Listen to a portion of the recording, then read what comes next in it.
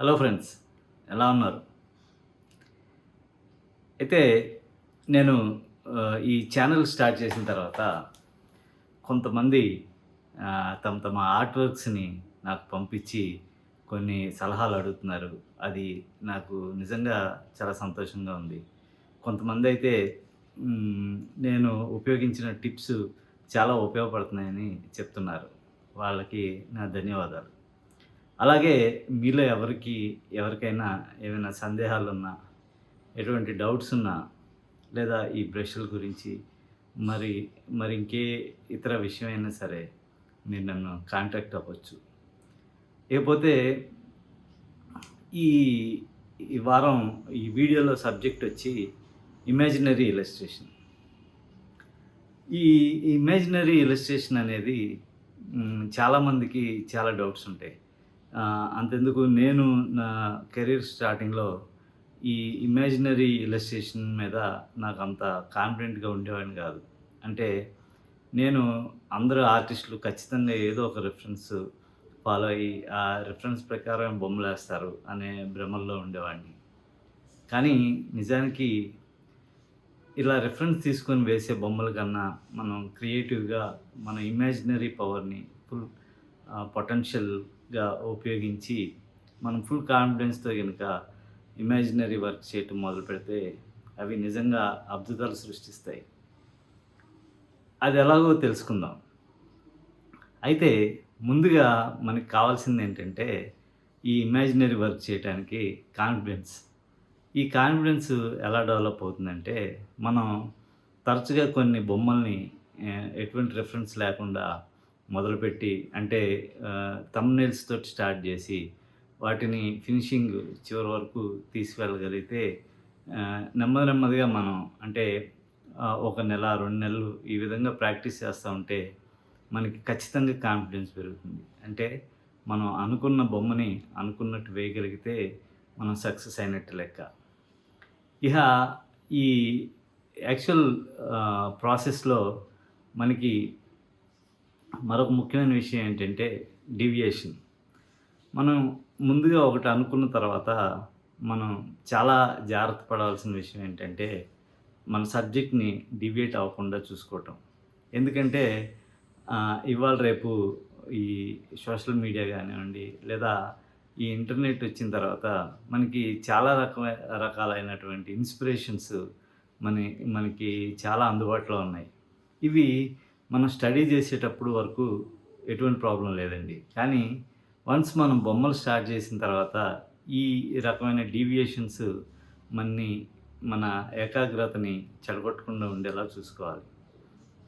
మరో విషయం ఏంటంటే, చాలామంది మనం బొమ్మ వేసేటప్పుడు సలహాలు ఇవ్వటానికి ప్రయత్నిస్తుంటారు. అంటే వాళ్ళు మనకి మంచి చేద్దామనే చెప్తూ ఉంటారు. కొన్ని కొన్ని సార్లు వాళ్ళ సలహాల్లో నిజం కూడా ఉంటుంది. మంచి పాయింట్స్ ఉంటాయి. అయితే మనకి ఇలా డీవియేట్ అయ్యే అవకాశం కూడా ఉంది.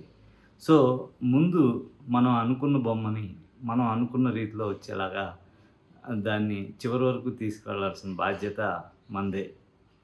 ఎటువంటి డీవియేషన్స్ లేకుండా మనం అనుకున్నది అనుకున్నట్టు చివరి వరకు వేయగలిగితే అది ఒక రకమైన సక్సెసే. ఇకపోతే ఇకపోతే బొమ్మని మనం అనుక్షణం జడ్జి చేసుకుంటూ దాన్ని మార్చుకుంటూ పోతూ మనకి కావాల్సిన విధంగా వచ్చే వరకు మనం బొమ్మ విషయంలో ఎప్పుడూ లాక్ అవ్వకూడదు. అంటే ఆ బొమ్మని మనం నిరంతరం దాన్ని డెవలప్ చేస్తూ చేస్తూ చివరి వరకు వెళ్ళాలి. సో, మనం ఎప్పటికీ గూడా బొమ్మని లాక్ చేసుకొని అంటే స్కెచ్ లాక్ చేసుకొని లేదా ఇలా ఉంటే మన పరిధి చాలా తగ్గిపోతుంది. అంటే మనం ఔట్ ఆఫ్ బాక్స్ వచ్చి మనం ప్రతి స్టెప్‌లోనూ దాన్ని డెవలప్ చేసుకుంటూ వెళ్తూ ఉంటే ఆ బొమ్మ ఖచ్చితంగా చాలా ఇంప్రూవ్ అవుతూ ఉంటుంది. అయితే ఇక్కడ మనం ఒక విషయం గమనించాలి. ఇలా మనం ఎక్స్‌పెరిమెంటల్‌గా చేసుకుంటూ వెళ్తూ ఉంటే ఒక్కొక్కసారి అది టైమ్ కన్‌స్ట్రెయిన్‌లో ప్రాబ్లమ్ అవుతూ ఉంటుంది. సో, మనం ముందుగా ఈ టైంని కూడా దృష్టిలో పెట్టుకొని చాలా క్విక్‌గా మనం అనుకున్నవి వేసే కమాండ్ మనకొస్తే ఎటువంటి ప్రాబ్లమ్ ఉండదు. అంటే నా ఉద్దేశ్యం ఏంటంటే, మనం ఏం చేయదలుచుకున్నా నేను అంత గతంలో చెప్పినట్టుగా ముందుగానే మనం టైం ఎక్కువగా స్పెండ్ చేయకుండా మనకి కావాల్సిన ప్రపోర్షన్స్ లేదా ఎక్స్‌ప్రెషన్స్ లేదా ఆ మూడ్ ఆ బొమ్మలో వచ్చేలాగా ఫస్ట్ మనం జాగ్రత్త తీసుకుంటే, తర్వాత మనం ఒకసారి మనం అనుకున్న విధంగా మన పోజ్ రెడీ అయితే, మన ప్రపోర్షన్స్ కరెక్ట్‌గా వచ్చాయనుకుంటే, మన ఎక్స్‌ప్రెషన్స్ కరెక్ట్‌గా వచ్చాయనుకుంటే, ఆ తర్వాత మనం డీటెయిలింగ్ మనం టైం తీసుకొని చేయొచ్చు. ఇకపోతే ఈ ఇలస్ట్రేషన్స్ వేసేటప్పుడు ఆహ్, నేను మరొకసారి మీకు గుర్తు చేసే విషయం ఏంటంటే, ముందుగా మీరు రిజల్యూషన్ ఒకసారి చెక్ చేసుకోండి. ఎప్పుడు హై రిజల్యూషన్‌లో బొమ్మను స్టార్ట్ చేయకండి. చాలా లో రిజల్యూషన్‌లో స్టార్ట్ చేసుకుంటూ, సాధ్యమైనంత వరకు సింగిల్ లేయర్‌లో దాన్ని లేయర్స్ అన్నిటిని కన్వర్ట్ చేసుకుంటూ, అలాగా బ్యాకప్ ఉంచుకుంటూ, ఒక లేయర్ మీద వర్క్ చేసుకుంటూ, ఆ లేయర్‌ని ఎడిట్ చేసుకుంటూ వెళ్ళటం అనేది చాలా సులువైన పద్ధతి. ఇక బ్రష్‌ల గురించి వస్తే, ఈ బ్రష్‌ల్లో ఆహ్, ఈ రౌండ్ బ్రష్ గానీ, లేదా ఈ చార్కోల్ బ్రష్ గానీ, ఆహ్, ఇలా ఏదో 1, 2 బ్రష్‌లతోటి మీరు అనుకున్న ఎఫెక్ట్‌ని మీరు సునాయాసంగా చేరుకోగలరు. అయితే మీరు సాధన చేయాల్సిన విషయం ఏంటంటే, అసలు ఈ బ్రష్ ఎలా పనిచేస్తుంది? దీని మీద ఒత్తిడి ఏ రకంగా ఉండాలి? అనేది ప్రెషర్ సెన్సిటివిటీ విషయంలో మీరు కొంత ప్రాక్టీస్ అవసరం. అది మీరు సింటెక్‌లో చేస్తున్నారా? లేదా పెన్ టాబ్లెట్ వాడి చేస్తున్నారా? లేదా మాన్యుయల్‌గా చేస్తున్నారా? అనేది దాని మీద కొంత మీరు ప్రాక్టీస్ చేస్తూ ఉంటే, ఇది చాలా ఈజీగా మీరు ఈ పెన్ మీద ఈ ఈ ప్రెషర్ మీద కమాండ్ ఈజీగా మీకు వస్తుంది. ఇలా మీరు కొంతకాలం ఆహ్, దాని మీద మీరు ఎక్స్‌పెరిమెంట్స్ చేస్తుంటే, ఒక స్టేజ్‌లో మీకే క్లియర్‌గా అర్థమవుతుంది. అంటే ఈ బ్రష్‌ని ఈ పెన్‌ని ఎంత ఒత్తి పెట్టి వేస్తే ఎంత థిక్‌గా వస్తుంది, పైపైన వేస్తే ఎంత లైట్‌గా వస్తుంది. అలాగే ఆ రెండర్‌కి ఎలా ఉపయోగించాలనేది. ఇక మీరు స్టార్టింగ్‌లో ఎక్కువగా కాంప్లికేటెడ్‌గా స్టార్ట్ చేయొద్దు. అంటే మనం జనరల్‌గా ఇందాక నేను చెప్పినట్టు మనం చాలామంది వీడియోస్ చూసో, లేదా ట్యుటోరియల్స్ చూసో, వాళ్ళ పద్ధతులన్నీ మనం అనుకరించాలని చూస్తాం. ఉదాహరణకి కొంతమంది ఈ స్మడ్జ్ బ్రష్ వాడతారు. కొంతమంది ఈ ఎరేజర్‌ని వాడి చూస్తా ఉంటారు. ఇంకొంతమంది ఒపాసిటీ తగ్గించి దీంట్లో బొమ్మలు వేస్తా ఉంటారు. నేనైతే ఎప్పుడూ ఈ ఒపాసిటీని టచ్ చేయను. ఓన్లీ ఫ్లో వరకు ఒక 50% తగ్గించి వేసుకోవచ్చు. ఇక ఇట్లాగే చెప్పుకుంటూ పోతే మనం ఆహ్, ఈ రకమైన కండిషన్స్‌లో మనం వేరే వాళ్ళని అనుకరించాలని ప్రయత్నించకుండా, మనమే మనం ఫ్లెక్సిబుల్‌గా కొంత రివర్స్‌గా ప్రాక్టీస్ చేస్తుంటే, ఒక పాయింట్‌లో ఖచ్చితంగా మనకి ఈ బ్రష్‌ని ఎలా వాడాలి, ఎంత కంఫర్టబుల్‌గా మనం బొమ్మ గీయొచ్చు అనేది మనకు అర్థమవుతుంది. ఒకసారి మీరు ఆ కంఫర్ట్ జోన్‌లోకొచ్చారంటే, మీరు ఏ బ్రష్‌నైనా సునాయాసంగా వాడగలుగుతారు. ఇక్కడ కావాల్సిందంతా చిన్న టెక్నిక్ మాత్రమే. ఇకపోతే మీరు ప్రాక్టీస్ చేయాల్సిందంతా ఈ ప్రపోర్షన్స్, ఎనాటమీ ఇలాంటి విషయాల మీద మీరు టైం ఎక్కువ స్పెండ్ చేయండి. అంటే ఇప్పుడు ఈ రెండరింగ్ అనేది ఒక టెక్నిక్. ఇది మనం చాలా తొందరగా ఈ టెక్నిక్‌ని గ్రాస్ప్ చేయొచ్చు. కానీ డ్రాయింగ్ అలా కాదు. డ్రాయింగ్ మనకి ఇయర్స్ టుగెదర్ డ్రాయింగ్‌లో మనం పర్ఫెక్ట్ అవ్వటానికి చాలా టైమ్ టేకింగ్. సో, మీరు మీ టైంని ఇన్వెస్ట్ చేసేలా అయితే డ్రాయింగ్ మీద ఇన్వెస్ట్ చేయండి. అది మనకి ఎప్పటికీ ఉపయోగపడుతుంది. అది కలరింగ్ అన్నా కానివ్వండి, లేదా స్టోరీ బోర్డ్ అయినా కావచ్చు, లేదా ఈవెన్ బ్లెండర్‌లో మనం ఒక స్కల్ప్టింగ్ చేయటానికైనా కావచ్చు. ఈ డ్రాయింగ్ అనేది ఒక వెన్నెముక లాంటిది, బేస్ లాంటిది. దీన్ని సమయం చిక్కినప్పుడల్లా డ్రాయింగ్ ప్రాక్టీస్ చేస్తూ ఉండండి. ఇలా డ్రాయింగ్ ప్రాక్టీస్ చేయటం వల్ల మనకి ఎనాటమీ మీద ఒక కమాండ్ వస్తుంది, గ్రిప్ వస్తుంది. తర్వాత ఇంకొక ముఖ్యమైన విషయం ఏంటంటే, ఈ ప్రొడక్షన్‌లో మీరు గనుక ప్రొడక్షన్ ఆర్టిస్ట్‌గా, ఒక యానిమేటర్‌గా లేదా ఒక యానిమేషన్ స్టూడియోలో కాన్సెప్ట్ ఆర్టిస్ట్‌గా, లేదా ఒక గేమింగ్ ఇన్‌స్టిట్యూట్‌లో ఆర్టిస్ట్‌గా వెళ్ళాలనుకున్నప్పుడు, మనం చేయబోయే ప్రాజెక్ట్ ఏ స్టైల్లో మనకు తెలీదు. రకరకాల ప్రాజెక్టులు, రకరకాల స్టైల్‌లో మనం చేయాల్సి ఉంటుంది. అంటే కొన్ని రియలిస్టిక్ ఉంటే, కొన్ని సెమీ రియలిస్టిక్ ఉంటాయి. కొన్ని కార్టూన్ టైప్‌లో వేయవలసి రావచ్చు. సో, మనం ప్రాక్టీస్ చేసేటప్పుడు ఈ విషయాన్ని ఎప్పుడు దృష్టిలో పెట్టుకోవాలి. ఫోటో రిఫరెన్స్‌లు ఇలాంటివి పెట్టి మనం చేస్తుంటే జనరల్‌గా మనం ఓన్లీ రియలిస్టిక్‌కి వైపు ఎక్కువ బెండ్ అయ్యే అవకాశాలున్నాయి. అలా కాకుండా మనం వేరే వేరే ఆర్టిస్టులయి మంచి ఇన్‌స్పైరింగ్‌గా ఉన్న మన లెజెండ్ ఆర్టిస్టులు చాలామందున్నారు. వాళ్ళ స్కెచ్‌లు కార్టూన్ గాని, లేదా సెమీ రియలిస్టిక్, స్టైలిష్ ఇలా రకరకాల ఇలస్ట్రేషన్స్‌ని వీలున్నప్పుడల్లా అనుకరించడానికి ట్రై చేయండి. దానివల్ల ఏమవుతుందంటే, మనకి ఒక బొమ్మని ఎన్ని రకాలుగా వేయొచ్చనేది అర్థమవుతుంది. అలాగే ఇంకొక మంచి ఎక్సర్సైజ్ ఏంటంటే, ఒక క్యారెక్టర్‌ని తీసుకొని దాన్ని కార్టూన్ టైప్‌లో స్టైలైజ్డ్ క్యారెక్టర్ లాగా, తర్వాత రియలిస్టిక్ క్యారెక్టర్, సెమీ రియలిస్టిక్ ఇలా ఒకే క్యారెక్టర్‌ని 4, 5 స్టైల్స్‌లో ప్రాక్టీస్ చేస్తూ ఉండండి. అది మీకు చాలా ఫ్లెక్సిబిలిటీ ఇస్తుంది. అలాగే మీ కాన్ఫిడెన్స్ లెవెల్‌ని ఖచ్చితంగా పెంచుతుంది.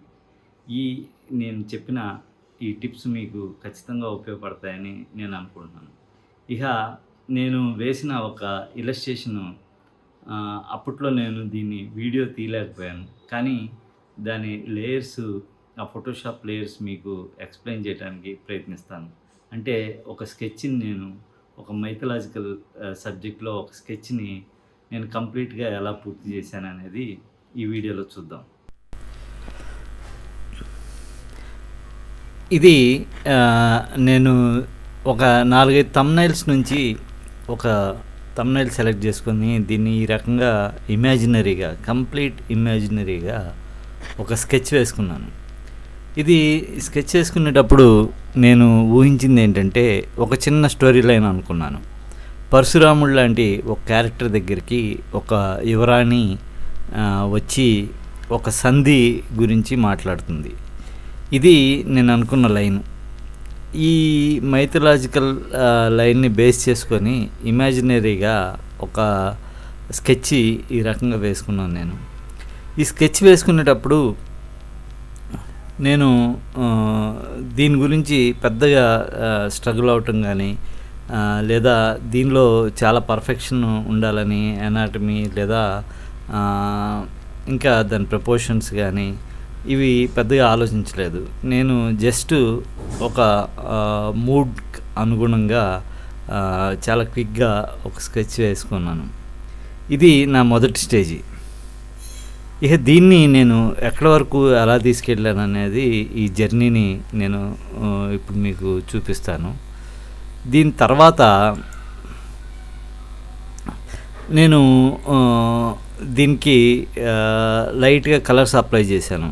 ఈ కలర్స్ అప్లై చేసుకునేటప్పుడు దీనికి లైటింగ్ గురించి కానీ, లేదా ఈ యాక్యురేట్ కలర్స్ గురించి కానీ ఈ స్టేజ్లో నేను ఆలోచించలేదు. కేవలం కలర్స్ ఫిల్ చేశాను అంతే.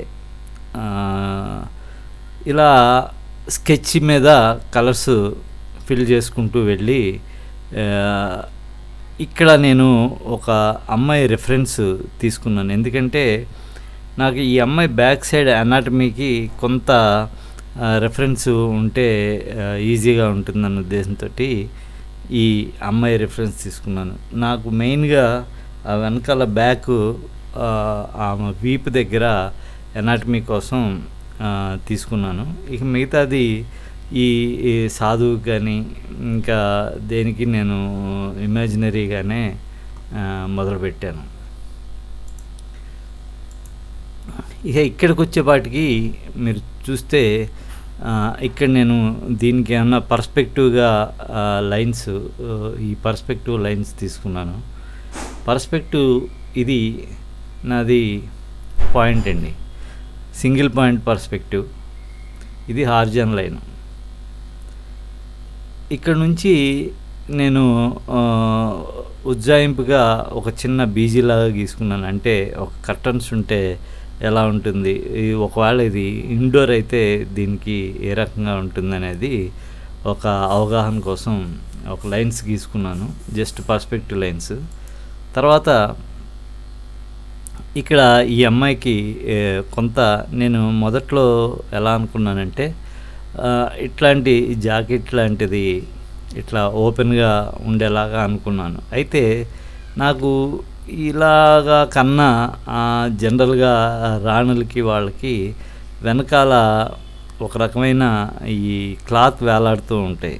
సో, ఇలాంటి హ్యాంగింగ్ క్లాత్స్ అవి ఉంటే ఇంకా అది రాయల్‌గా ఆ రాణికి ఉన్న లుక్కు వచ్చేలా ఉంటుందని ముందు ముందు అవి యాడ్ చేశాను.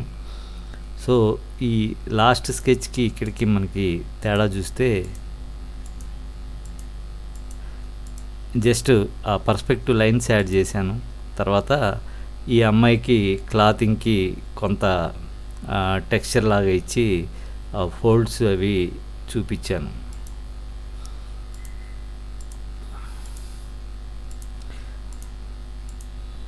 ఇది తర్వాత నేను ఈ బ్యాక్‌గ్రౌండ్ తీసేసి జస్ట్ ఈ ఒపేక్‌గా అంటే ఈ సెల్‌ఔట్‌లో ఈ షేప్స్ ఎలా కనిపిస్తున్నాయి అనేది తెలుసుకోవటం కోసం ఇక్కడ నేను బ్యాక్‌గ్రౌండ్ తీసేసి చూశాను. సో, దీని ప్రకారం చిన్న చిన్న అడ్జస్ట్‌మెంట్స్ చేసి నాకు సెల్‌ఔట్‌లో కూడా అతని పర్సనాలిటీ కరెక్ట్‌గా అతని చేతులు గానీ, అతని బాడీ లాంగ్వేజ్ గానీ క్లియర్‌గా ఉండేలాగా ఇక్కడ జాగ్రత్త పడ్డాను. ఇక ఇక్కడికొచ్చేపాటికి నేను ఈ జుట్టుకి తర్వాత మరింత డీటెయిల్డ్‌గా ఈ బ్యాక్ ఎనాటమీ కోసం కొన్ని రెఫరెన్స్‌లు కలెక్ట్ చేసుకున్నాను. ఇక్కడ చూస్తే మీరు ఈ జుట్టు నాట్ ఎలా ఉంటుంది అనే దాని గురించి ఒక రెఫరెన్సు. తర్వాత ఇక్కడ ఒక ఈ వెనకాల వీపు క్లియర్‌గా కనపడేలాగా ఎనాటమీ ఈ పెల్విక్ బోన్ దగ్గర గానీ మనకి క్లియర్‌గా ఫోల్డ్స్ ఎలా ఉంటాయి అనేది తెలియటం కోసం ఒక రిఫరెన్స్ అయితే కలెక్ట్ చేసుకున్నాను. ఇకపోతే ఇక్కడ నేను ఈ సాధువుకి ఇక్కడ వచ్చేపాటికి అతని ఎక్స్‌ప్రెషన్ అనేది చాలా కామిక్‌గా అనిపించింది. అలా కాకుండా కొంచెం సెమీ రియలిస్టిక్‌గా ఉండాలని అతని కళ్ళు మార్చాను ఇక్కడ. మార్చి ఫేస్‌లో కొంత డీటెయిలింగ్ యాడ్ చేశాను.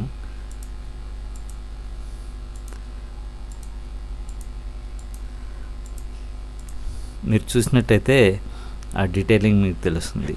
అలాగే ఈ వెనకాల బ్యాక్‌గ్రౌండ్స్‌కి లైట్‌గా ఒక కలరు అప్లై చేశాను. అంటే క్లాత్స్ హోల్డ్ అవుతున్నట్టుగా ఒక చిన్న గుడారంలో ఇంటీరియర్ ఎలా ఉంటుందో అలాగా ఊహించుకొని ఇక్కడ నేను క్లాత్ యాడ్ చేశాను.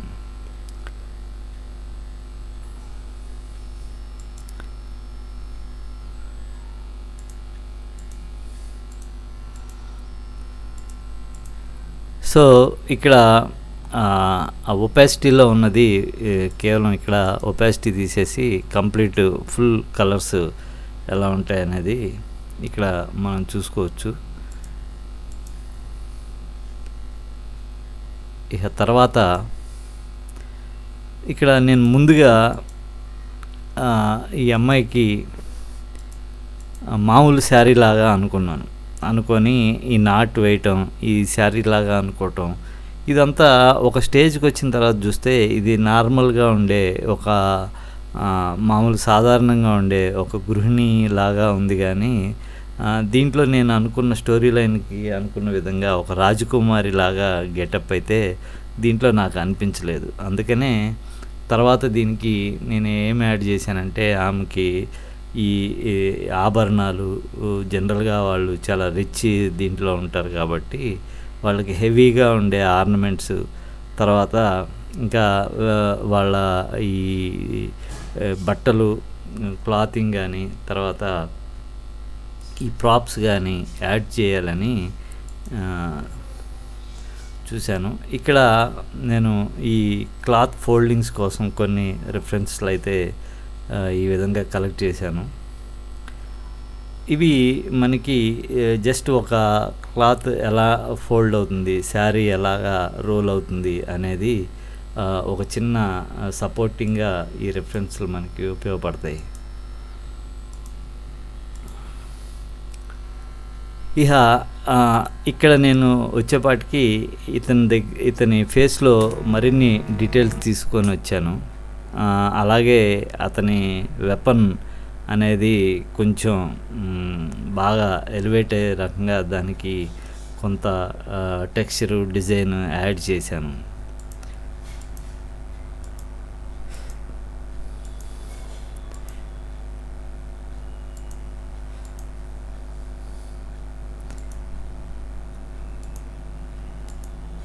ఇది కూడా ఇంకా కొంచెం డీటెయిల్స్ యాడ్ చేసుకుంటూ వెళ్ళాను.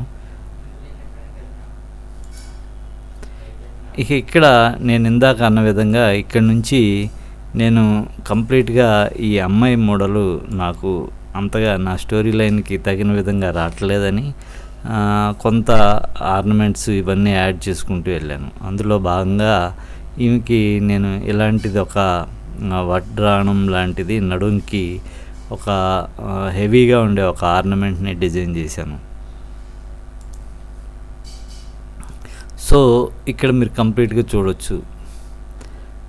నా ఇమాజినేషన్ ప్రకారం ఇక్కడైతే ఆ హెవీ ఆర్నమెంట్స్ ఈ భుజాల దగ్గర, అలాగే ఈ చేతులకి, అలాగే ఇక్కడ ఒకటి పైనుంచి ఒక క్లాత్ జనరల్‌గా ఇలా పాతకాలం రాణులకి వీళ్ళకి ఉండే ఆర్నమెంట్స్ మనం సినిమాల్లో అక్కడిక్కడ చూస్తుంటాం. ఇది కూడా కంప్లీట్‌గా ఇమాజినరీ. దీనికి నేనేం రిఫరెన్స్ తీసుకోలేదు. కానీ ఇలాంటివి ఊహించి ఇక్కడ ఒక క్లాత్ యాడ్ చేశాను. అలాగే ఇక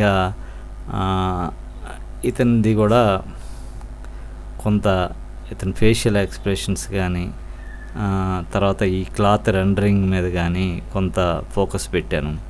అంటే ఇక ఈ స్టేజ్‌లో నేను చాలా సందర్భాల్లో చెప్పినట్టు ఇప్పటివరకు మనం చాలా స్పీడ్‌గా చేస్తే ఈ స్టేజ్ వరకు స్పీడ్‌గా చేస్తే సరిపోతుంది, ఎక్కువ టైం వేస్ట్ చేయకుండా.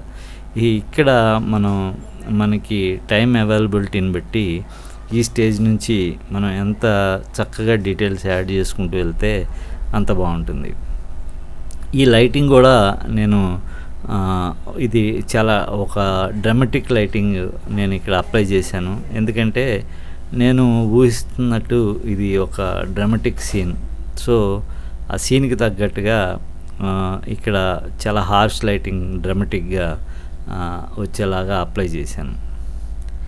దీని తర్వాత నాకు అనిపించింది ఏంటంటే ఇదే బొమ్మ ఒకవేళ అవుట్‌డోర్‌లో ఉంటే ఇంకా బాగుంటుందేమో అనిపించి దీని బ్యాక్‌గ్రౌండ్ ఈ విధంగా మార్చి దీన్ని ఫైనల్ చేశాను. సో ఇక్కడ ఆయన ఈ గొడ్డల దగ్గర నాకు ఆ డీటెయిల్స్ చాలా దానికి డిస్టర్బెన్స్గా అనిపిస్తున్నట్టుగా అనిపించాయి. అందుకనే ఆ డీటెయిల్స్ తగ్గించేసి అక్కడ ప్లెయిన్గా పెట్టాను. తర్వాత ఈ వెనకాల లైట్గా ఫాగ్ లాగా ఉండేలాగా, తర్వాత ఈ ఎడ్జెస్ అక్కడక్కడ ఎడ్జెస్ లాస్ట్ అవటం, అక్కడక్కడ షార్ప్ ఎడ్జెస్, ఇక ఈ లైటింగు ఈ రకంగా దీన్ని నేను అనుకున్న విధంగా దీన్ని ఈ స్టేజ్ వరకు తీసుకొచ్చా. ఇది జస్ట్ నేను మీకు ఒక ఎగ్జాంపుల్గా చెప్తున్నాను.